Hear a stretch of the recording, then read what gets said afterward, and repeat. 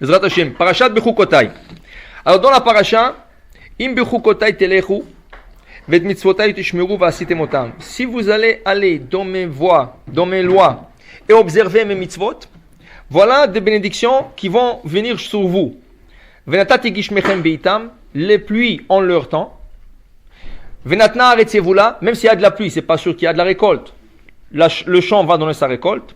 Ve'etz asade, les arbres fruitiers, et pirio, iten pirio, ils vont donner leurs fruits. Ve'sig lachem da'ish et batzir, toutes sortes de bénédictions. Venatati shalom ba'aretz, il y aura de la paix sur terre. Urdaftem et toivechem, vous allez pouvoir poursuivre vos ennemis. La Torah dit, Veratfu mikem chamisha mea, 5 parmi vous vont faire fuir 100 personnes de l'ennemi. Vemea mikem, et 100 parmi vous, revava, ils vont faire fuir 10 000. Rachid dit que c'est pas proportionnel, parce que 5 qui font fuir 100, ça veut dire que chaque personne a fait fuir 20 personnes. Alors 100 personnes, chacun 20 personnes, ça donne 2000. Or que la Torah dit 10 000.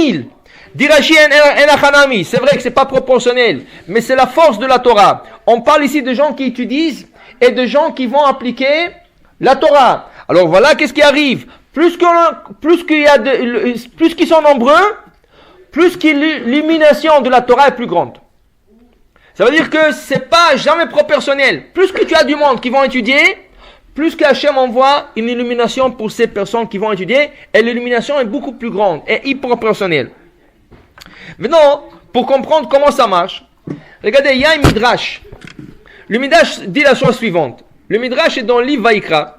Et le midrash dit une histoire avec Abba Yossi. Abba Yossi, il y avait un rabbin qui s'appelait Abba Yossi. Il était de la ville de Tzitor. Il était assis sur un fleuve. Et tout d'un coup, du fleuve, il y a un démon qui sort. Le démon, il lui dit, regarde, ça fait des années que j'habite ici. Et je n'ai jamais fait du mal à tous les gens qui habitent ce quartier.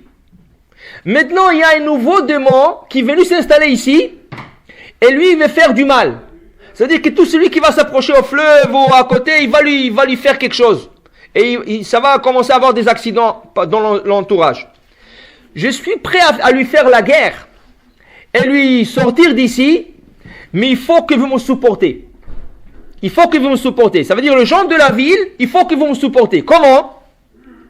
Il lui dit, écoute, je vais commencer à me bagarrer avec lui. Dis à tout le monde, sortir avec deux marteaux et avec deux épées en main. Et quand ils vont voir que l'eau, il y a comme un petit tournement sur l'eau, que l'eau commence à bouger, ça veut dire que je suis en train de me bagarrer avec l'autre devant. Vous devrez crier tous, Didan Natsar, Didan Natsar, le nôtre il va gagner,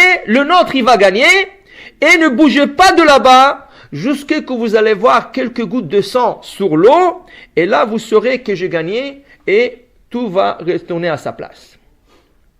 Alors, les gens de la ville, ils sont partis, ils ont emmené des pioches, ils ont emmené des épées, ils ont emmené des marteaux, et tout le monde a commencé à crier, le nôtre il va gagner, le nôtre il va gagner. Quand les deux démons ont commencé à se bagarrer, et le démon qui lui a donné ce conseil à Rabbi aussi, Abba aussi, il a gagné. Qu'est-ce que nous voyons d'ici? Qu'est-ce que dit Dan Natsar? C'est comme si tu dis, il y a un match de l'Avdil, un match de hockey, c'est ça? Et le Canadien, il joue chez eux à la maison, et tout le monde crie, le Canadien, et chaque fois que les autres jouent, bouh, bouh, bouh, comme ça. C'est ça? Ça veut dire que c'est pas seulement psychologique, il y a quelque chose qui se passe. Oui. Quand tu applaudis pour quelqu'un, et tu lui fais confiance, qu'il va gagner, moralement, tu lui donnes la force. Alors, c'est pas rien que dans le monde Chol, le monde Goy, ou le monde laïque, c'est aussi dans la Torah. L'ange a demandé, ce démon a demandé, donnez-moi votre appui. Criez pour moi, Didan Natsar. Si vous vous rappelez, il y a 15 ans de ça, à peu près, il y a le rabbi de Lubavitch, quelqu'un lui a pris des livres, des anciens écrits, c'est ça? Et là, il a demandé à tous ces chassidim qui chantent toujours le matin, la soirée, Didan Natsar, Didan Natsar. Ça vient du Midrash. Ça vient d'ici. Et il a gagné. le procès, il a gagné le procès à la fin, il a récupéré tous ses livres. Voilà. Alors voilà, ça vient d'ici. Pourquoi? Parce que tu donnes la confiance et tu donnes l'appui à cette personne. Alors imagine-toi, à cause qu'on n'a pas besoin de ça, mais imagine-toi que tu donnes l'appui pour le ciel. Tu dis, je fais tout pour Akadosh Baruch Hu. C'est ça? Tu donnes ton appui. Comment tu donnes ton appui? Il y a plusieurs manières, ce soir on va voir, il y a plusieurs manières à donner son appui pour le ciel. Alors à travers le cours ce soir, vous allez comprendre. Regardez, on va laisser ça de côté une minute. On va étudier un petit morceau de Parashat, dans Parashat Ki Tetzeh. Dans Parashat Ki Tetzeh, c'est écrit que le soldat israélien, avant de sortir en guerre, il y avait des policiers qui sortaient. Et les policiers disaient aux soldats, écoutez, Ki Tetzeh la milchama, tout celui qui doit sortir à la guerre, on disait aux soldats, qui c'est qui a construit une nouvelle maison? Dans ce cas, il n'a pas le droit de sortir en guerre. Pourquoi? Parce qu'il peut mourir. Et c'est quelqu'un d'autre qui va inaugurer cette maison. Lui a travaillé pour remonter cette maison. Elle est prête à rentrer. Et lui, il est sorti en guerre. Maintenant, quelqu'un d'autre. Alors, c'est de l'angoisse, c'est du stress. Comment moi, je travaillais? Comment quelqu'un... Alors, la Torah te recommande, retourne chez toi, tu vas pas à la guerre. Ensuite, qui c'est qui a fiancé une femme, mais il n'a pas eu la chance de la marier? Alors, il va sortir en guerre, il va mourir. Et quelqu'un d'autre va l'épouser, alors qu'il retourne chez lui. Qui c'est qui a planté une vigne et il n'a pas eu la chance encore de récolter de ses fruits, alors qu'il retourne chez lui. Dernière annonce, qui c'est qui a peur de voir le front de la guerre, qui retourne chez lui, qui ne sort pas en guerre? Pourquoi? Parce que celui qui est dans le front de la guerre, et il commence à avoir peur, et il retourne le dos vers l'ennemi, il commence à courir, il fait fondre le cœur de son prochain, son ami qui est juste à côté en train de se battre à côté de lui, son ami il voit, il se sauve, il commence à avoir peur, lui aussi il commence à se sauver, et là toute la guerre est perdue. Alors il vaut mieux que maintenant, avant de commencer la guerre, tu as peur, tu ne penses pas que tu es capable de maintenir la guerre, retourne chez toi. Mais une fois que tu es sorti, dit Rashi, il y avait des policiers avec des bâtons. Si tu essayais de retourner et de te sauver, ils te cassaient le pied. Tu n'as pas le droit. Maintenant que tu es sorti, tu restes là-bas. Tu n'as pas le droit de retourner. Pourquoi? Tu perds la guerre quand le premier soldat commence à retourner. Veut dire, une leçon pour nous, pour la vie.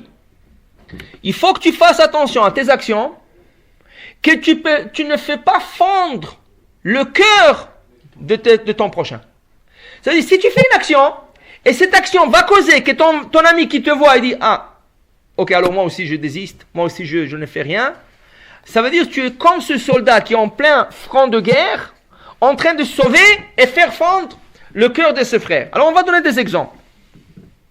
La Gemara dit, Elisha, le prophète Elisha, qui était l'élève d'Élia, on a vu, il est parti, et ça, à Damasek, à Damascus.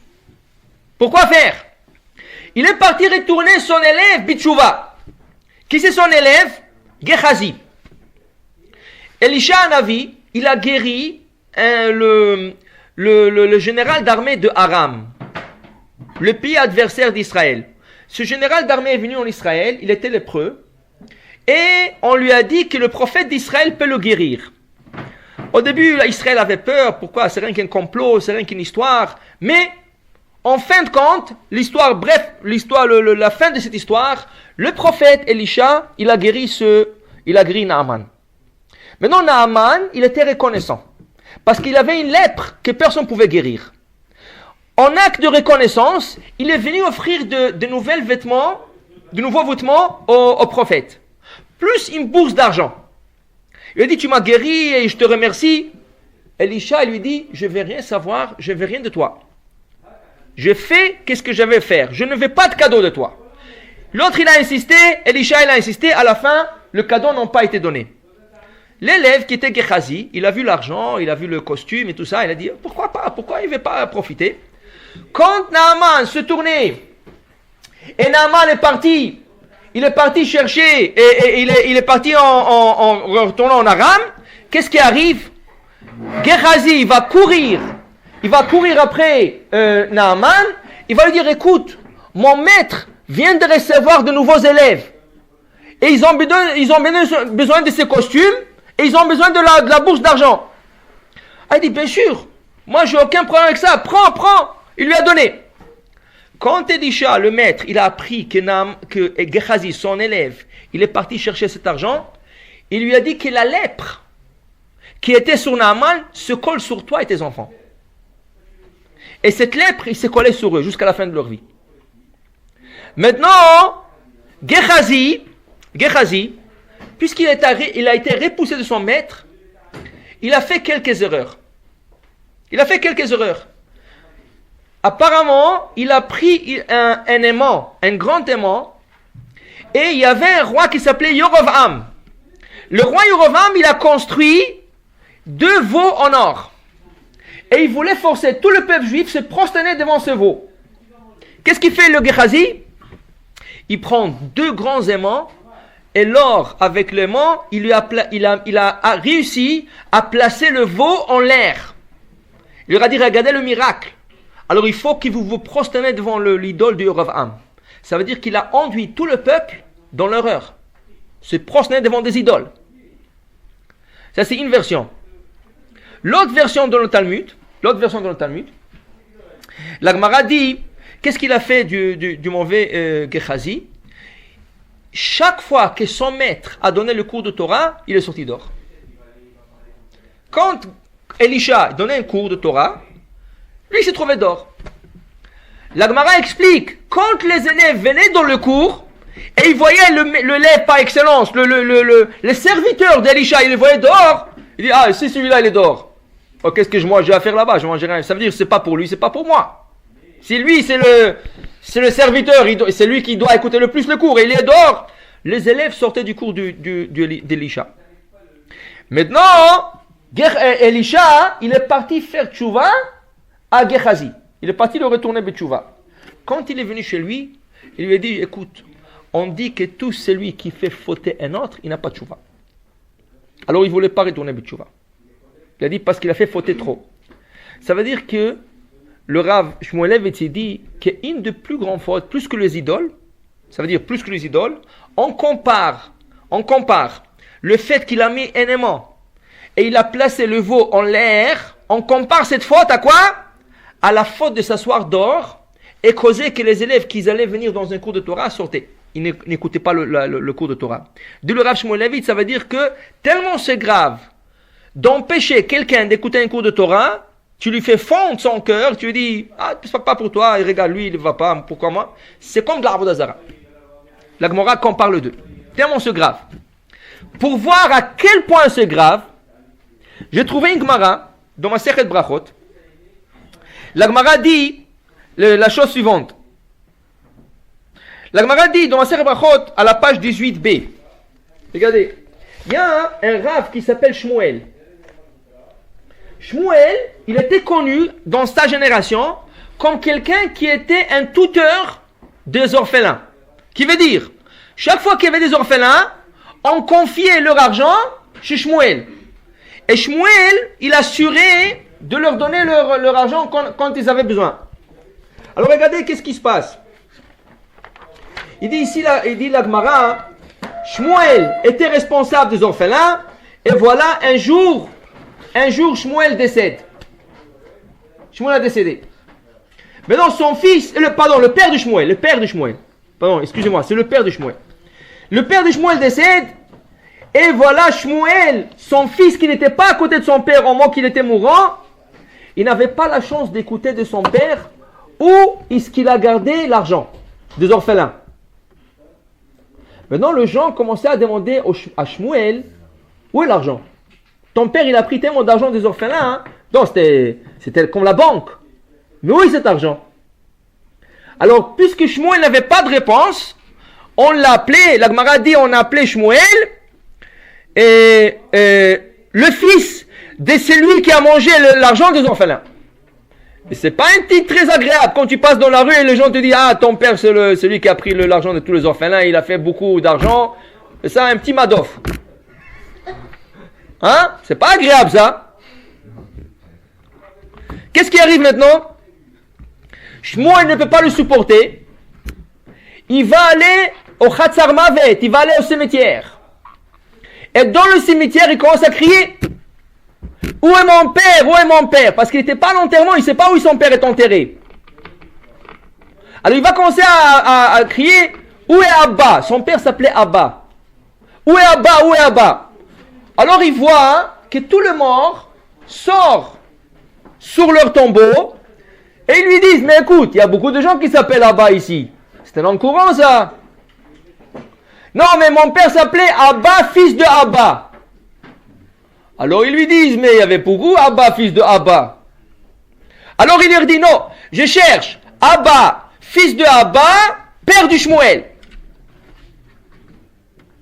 Alors ils lui disent, le mort lui disent, ça il faut que tu rentres dans la yeshiva. Tu sais, laisse, ton père se trouve là-bas. Il est parti là-bas. Qu'est-ce qui arrive? Il voit son père. Et son père est en train de pleurer et de rigoler. Alors il dit à son père, pourquoi tu pleures? Pourquoi tu pleures? Il dit, parce que bientôt aussi toi tu vas être parmi nous. Ça veut dire qu'il va mourir très prochainement. Et pourquoi tu rigoles? Il dit, parce que tu es très important. Dans le ciel on te considère.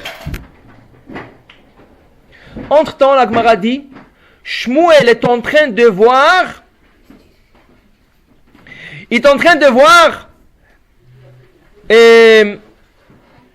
Lévi, un grand rabbin qui s'appelait Lévi. Chut. Un rabbin qui s'appelle Lévi, qu'il est hors de la yeshiva. On ne lui laisse pas rentrer à la yeshiva. Alors il lui dit, pourquoi tu ne rentres pas à la yeshiva? Pourquoi on te met dehors? Pourquoi est-ce que tu es puni? Alors il lui dit, parce que je fais du mal à Rabbi Efes.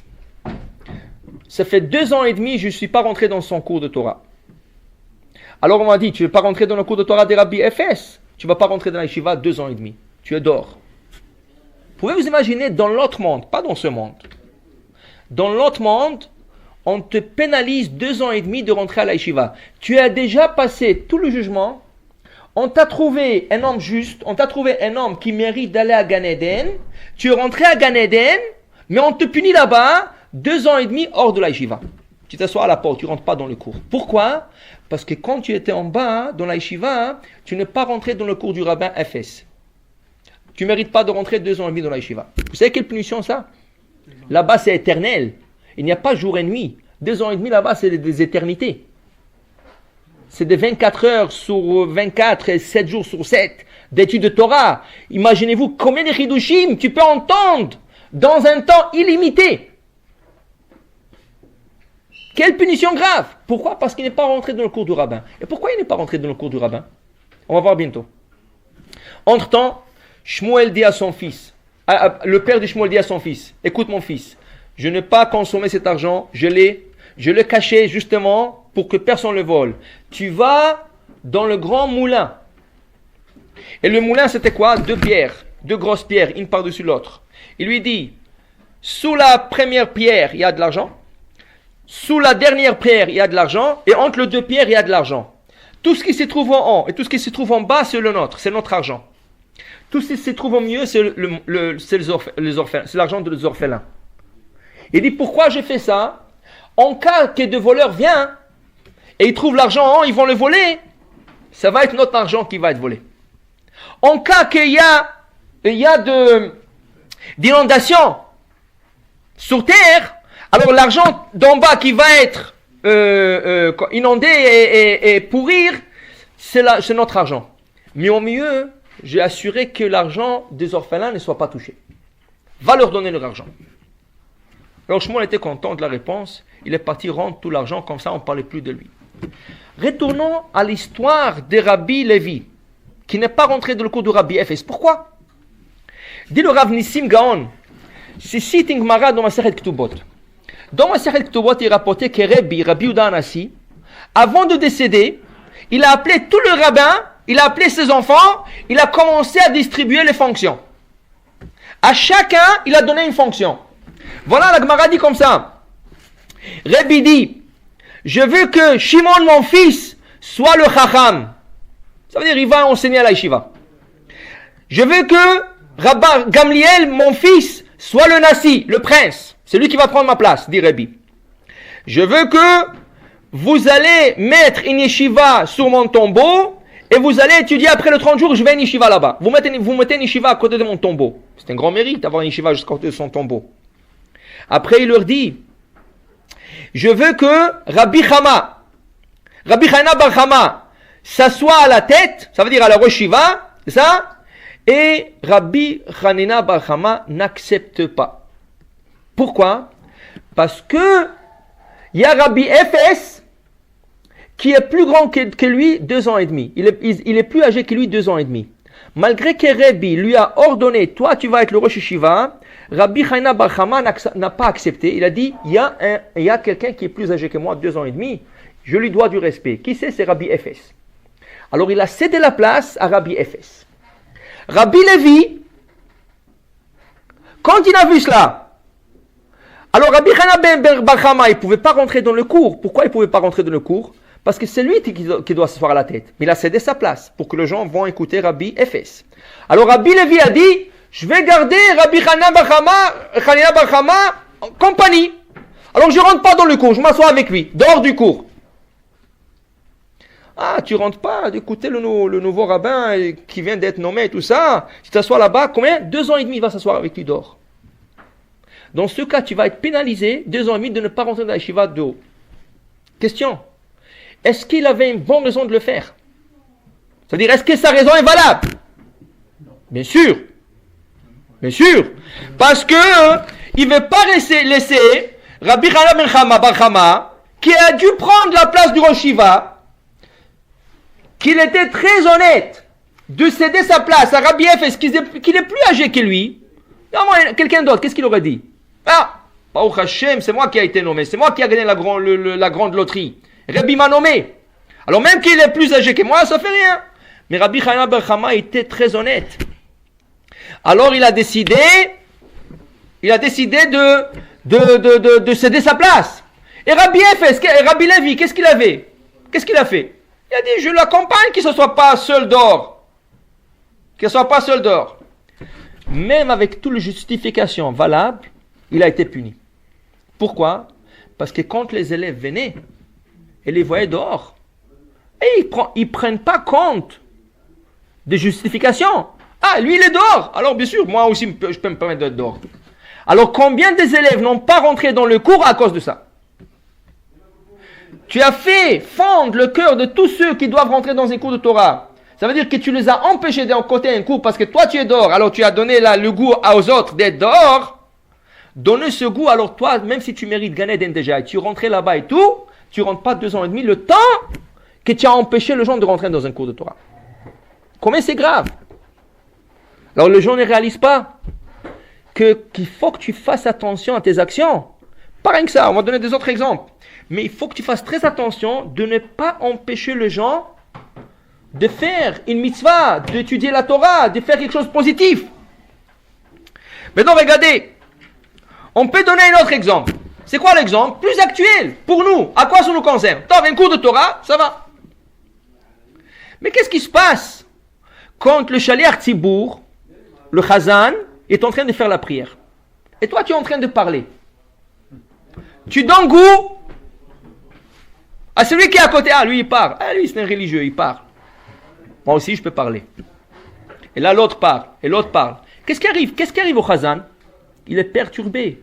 Il perd le fil de la prière. Il n'arrive pas à se concentrer. Il va prier, mais il n'arrive pas à se concentrer. En fond de lui, il se sent très mal. Et en plus de ça, tu pars dans la cour du roi. Mais c'est pas que tu as parlé. Il ne faut pas voir rien que tu as parlé. Tu as causé que les autres parlent.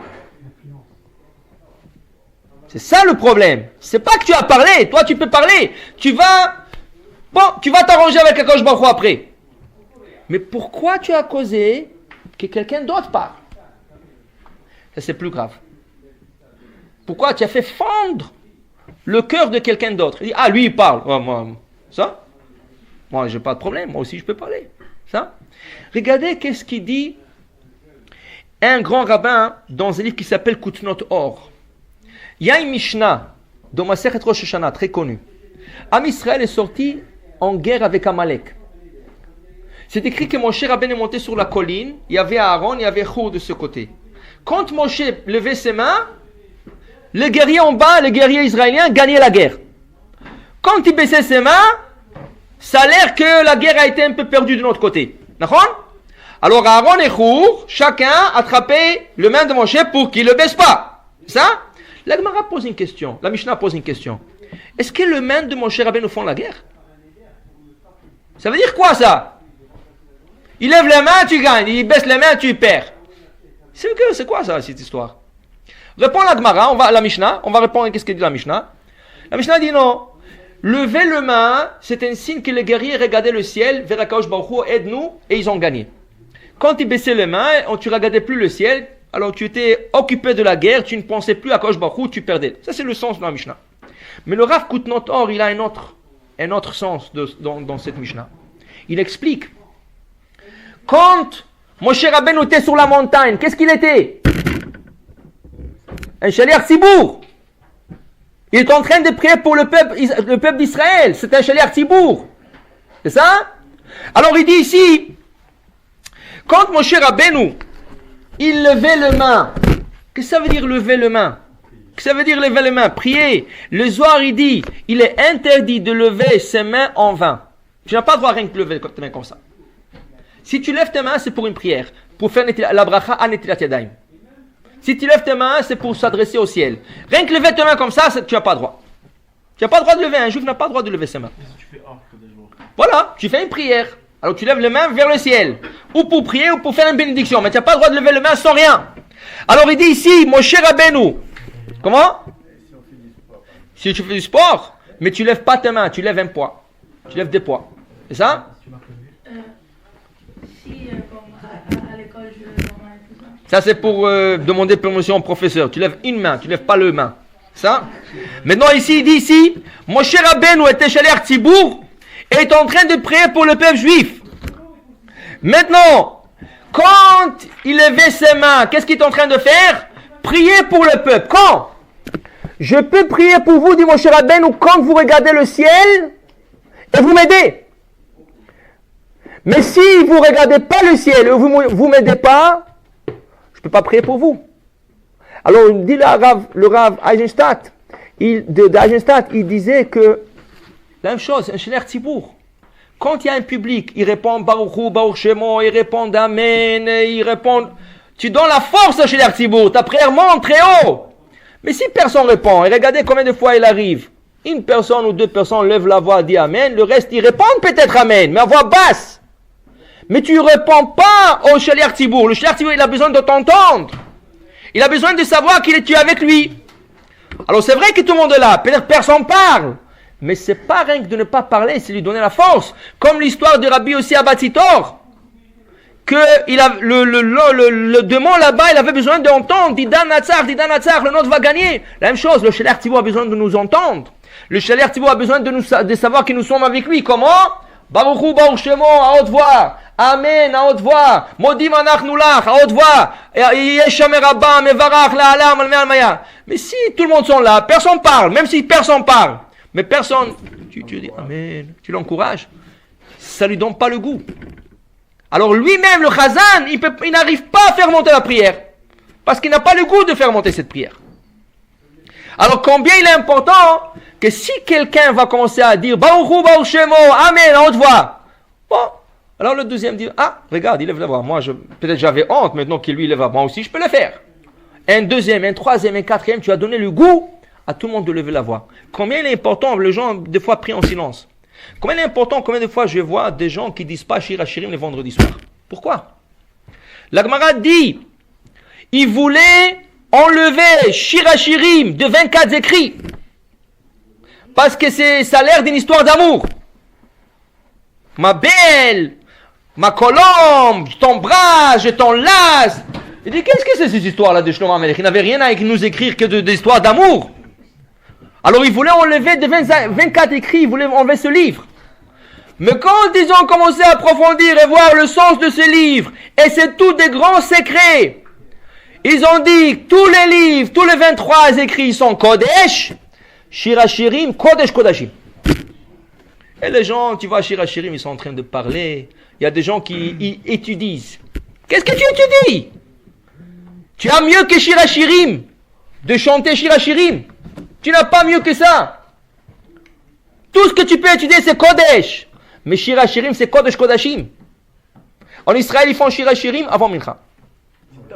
Ça, Al-Pi Asod, c'est avant Mincha. Mais, tout le monde sont là. Tout le monde est en train de le dire. C'est pas important avant ou après. L'important que tu le dises. L'important que tu ne parles pas. L'important que les gens prennent un break. Après Mincha, Shir Hashirim, c'est un break. Jusqu'à l'Echouner Hanena. Et peut-être jusqu'à Barechou. Parce qu'une fois que tu es dans le mood de parler et d'étudier, tu te laisses t'emporter. Jusqu'à les Chadodi. C'est faux, c'est faux. Parce que si tout le monde chantait Shir Hashirim, c'est ça, tu aurais pu emmener quel hara, l'Ichvot Shabbat, quel goût de Shabbat tu aurais? Un goût complètement différent. Parce que tu serais rentré dans le Shabbat avec un goût de Shir Hashirim, Kodesh Kodashim. Et les gens ne le font pas.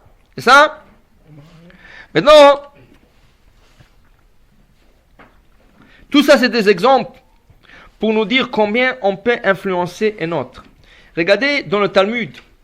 Vous savez que dans la Torah, il y a un passage, quand les frères sont descendus en Égypte pour rechercher Yosef, Shimon a été capturé par Yosef. Il a dit, lui reste ici comme garantie, comme quoi vous m'emmenez Binyamin. Quand ils sont arrivés chez Yaakov, Yaakov il a dit, no way. Celui-là, il ne va pas descendre avec vous. Yosef déjà est perdu. Shimon, je ne sais pas où est-ce qu'il est. Et vous allez prendre celui-là que j'aime le plus. Je ne vous le donne pas. Réhouven essaie d'intervenir et dire à son père, papa, donne-le-moi et je te donne mes 2 enfants comme garantie. Si je ne te l'emmène pas, tu vas tuer mes 2 enfants. Yaakov dit, ça va pas? Tes enfants, je vais tuer. C'est pourquoi? C'est pas mes enfants? Qu'est-ce que tu parles? Tu es en train de parler. Jusqu'à que Yehuda est intervenu. Yehuda est intervenu, il lui dit, écoute, si je te fais pas retourner, si je ne retourne pas Binyamin, tu me mettras en quarantaine, pas dans ce monde, dans l'autre monde. Si je ne le retourne pas, il a condition. La Gemara dit, un tzaddik, quand il fait une condition, il est attrapé sur ce mot. Il a été attrapé sur ce mot. À la fin, il a emmené Binyamin, mais il était en quarantaine, dans l'autre monde. Comment? On ne lui a pas donné accès dans l'autre monde. Quand il est décédé, on ne lui a pas donné accès. Durant tout le 210 ans, ou moins 116, c'est plutôt 116 ans, peut-être 120 ans, qu'il était enterré en Égypte, ses ossements tournaient dans la tombe. Ils n'avaient pas de repos, ils tournaient. Ils se cognaient sur un côté du cercueil, sur l'autre côté. Ils n'arrivaient pas à trouver un repos. Quand ils étaient dans le désert, vers la fin de 40e année, Moshe Rabbeinu, dans Parashat Vezot HaBeracha, il fait une prière pour les ossements de Yehuda qui se reposent. Wow, ça fait des années. 120 ans après sa mort, plus 40 ans, 160 ans que les ossements ne trouvent pas de repos. Il se cogne contre le cercueil d'un côté à l'autre. Pourquoi? Parce qu'il a fait une condition avec son père. Si je ne le retourne pas, il a retourné, mais il a été attrapé sur ce mot. Il s'est dit qu'il s'est fait attraper sur ce mot. Qu'est-ce qu'il fait, mon cher Rabbeinu, comme prière? Shema Hashem Kol Yehuda. Hashem, écoute la voix de Yehuda. Quelle voix? Qu'est-ce qu'il a fait? Yehuda a fait quelque chose d'extraordinaire. Il a fait retourner Betchouva son frère, Reuven. Comment il a fait retourner Reuven Betchouva? Vous vous rappelez l'histoire que Yaakov, il voulait avoir un 13e enfant. Qui c'est qui l'a empêché? Reuven.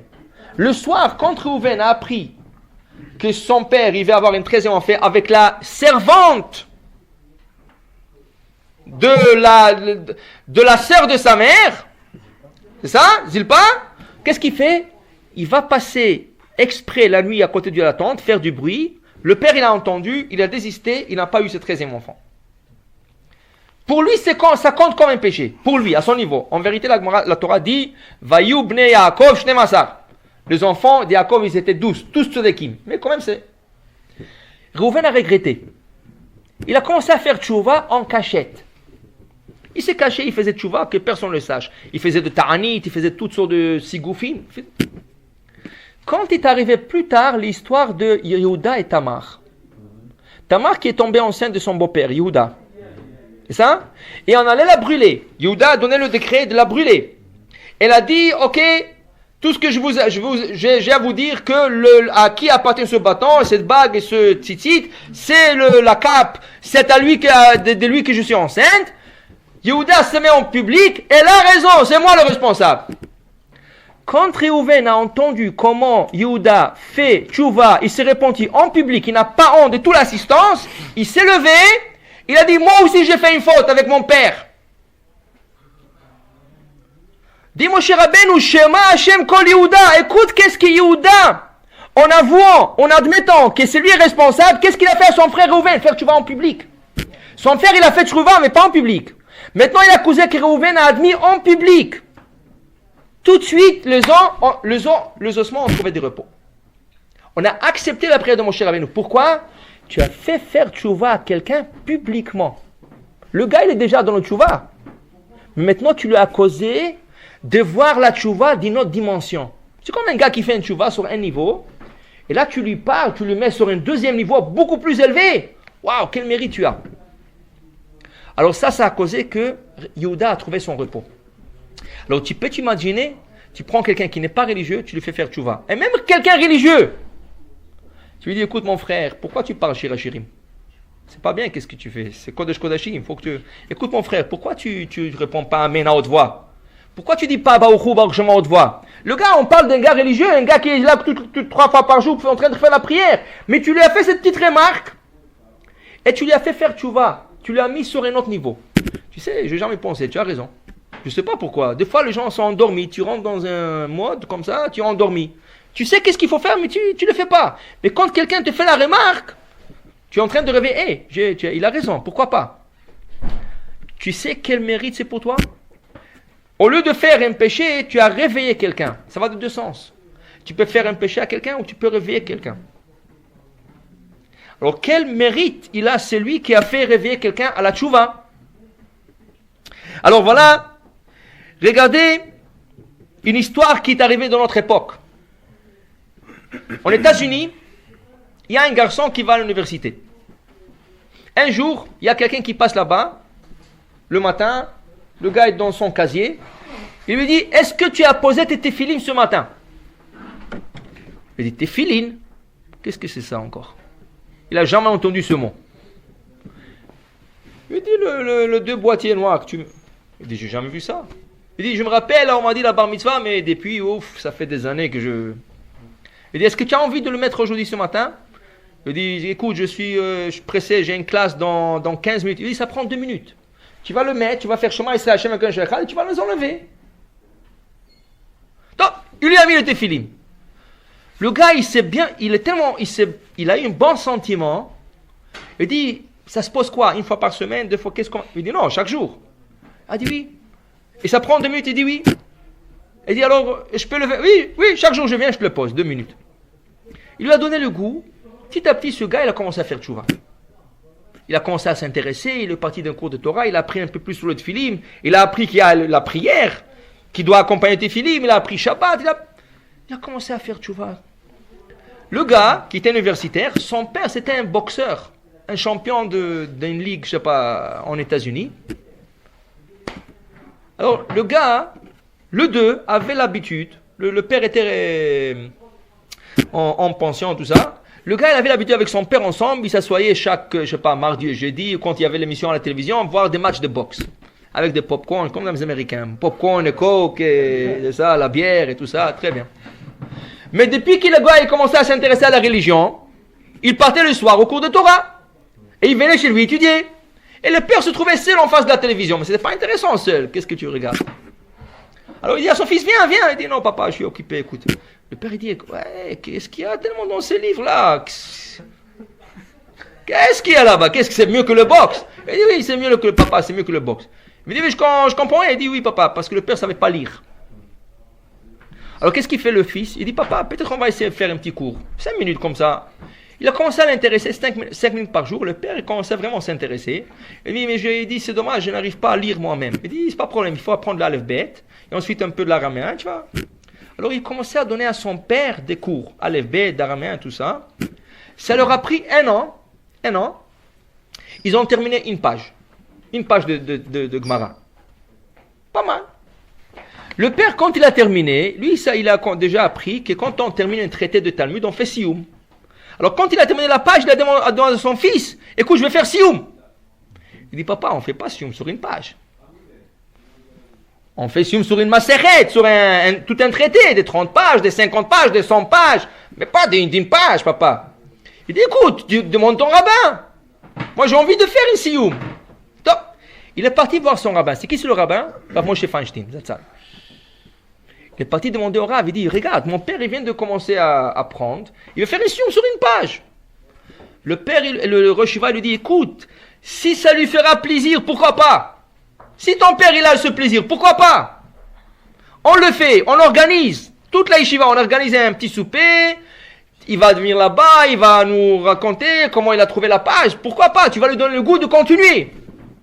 Ils ont tout préparé et tout, le père est venu, il a fait un petit discours, le Rosh Yeshiva il a fait le discours, comment, regardez, un homme qui a fait tchouva, un boxeur, il a pu continuer. Et depuis, le père, il a dit à son fils, écoute, demain j'ai envie de venir à la yeshiva avec toi, à prier et tout ça, réveille-moi demain à 7h, on va aller à la yeshiva à prier ensemble. Pour la première fois, il va aller à la yeshiva prier avec son fils. Le lendemain, à 7h, son fils il vient, papa, 7h, le père ne répond pas. Papa. Son père était mort. Il est mort dans son sommeil. Tout de suite, le gars, il ne savait pas quoi faire. Il est parti chez Rosh Yeshiva, regarde. Le Rosh Yeshiva disait, voilà. Yesh kone olamo b'sha'achat. Il a acheté son monde. Le gars, il serait mort de toute façon. Au moins, il est mort avec quoi? Avec une page. Mais c'est pas ça. Qui c'est qui lui a donné le monde futur? Le fils. Il lui a donné la chance d'aller directement au Gan Eden. C'est ça le mérite de ce fils. C'est pas que le gars, s'il a une crise cardiaque ou choc, il serait mort de toute façon. Mais il serait mort quoi? En voyant un match de boxe. Mais là, il a acheté son monde. Il a acheté son monde. Pour te dire, tu fais faire une mitzvah à quelqu'un, tu ne sais jamais quelles sont les conséquences de ton action. Tu sais jamais. Alors, une histoire encore, je termine avec ça.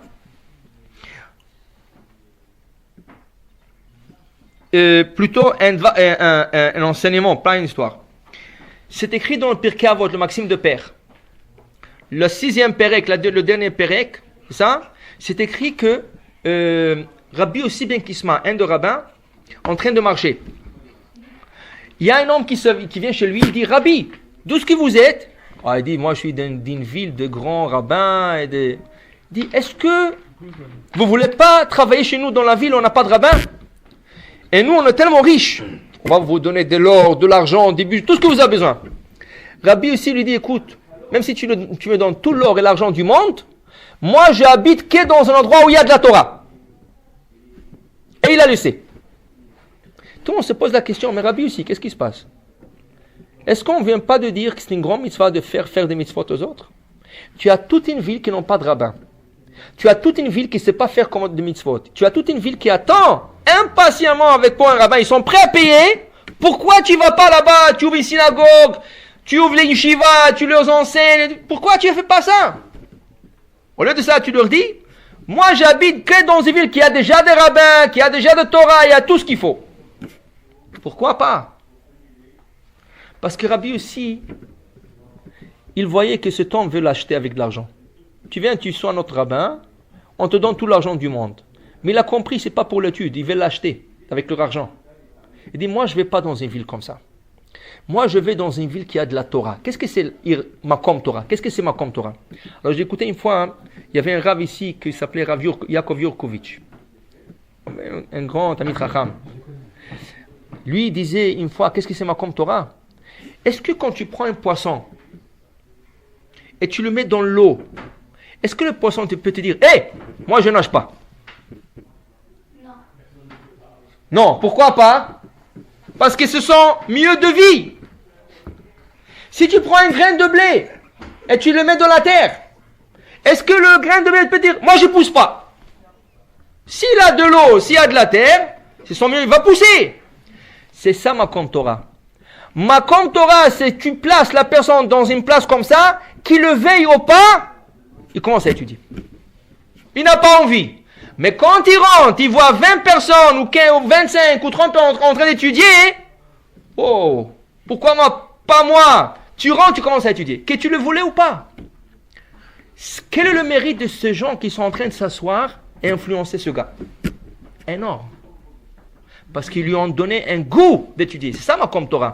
Makom Torah, ce n'est pas d'endroit qui a des rabbins, tout ça. Makom Torah, que les gens, quand ils vont s'asseoir étudier, ça va donner au goût à quelqu'un qui passe. Il voit ça, ah, moi aussi je vais écouter. Qu'est-ce qui a tellement d'intéressant ici?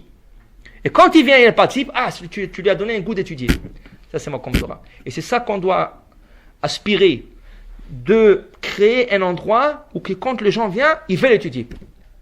On doit créer un environnement que quand on prie, on doit donner aux gens le goût de prier, le goût de répondre Baruch Baruch Shemo, le goût de répondre Amen. Et quand tu fais ça, sache que tes mérites sont très très grandes. Ils sont très grandes. Parce que dans le ciel, qu'est-ce qu'on dit? Qu'est-ce qu'il dit? Regarde, il est en train d'ajouter des soldats dans mon armée. Ça, combien est important? Alors l'important, c'est de ne pas faire des actions qui vont donner désespoir, repousser les autres. Parce que ça, tu peux t'arranger avec tes péchés, mais tu ne peux pas t'arranger avec les péchés des autres que tu as fait. Et en plus de ça, essaie de faire plus de mitzvot. Si tu es arrivé à ça, Ashreinu matov chekenu, combien heureux nous sommes, parce que là, tu es arrivé au bout. Ça veut dire au but. Qu'Akadosh Baruch Hu veut que tu arrives. Alors, Hachem, qu'Akadosh Baruch Hu donne la force d'étudier et de faire étudier aux autres. Amen. Ishmat.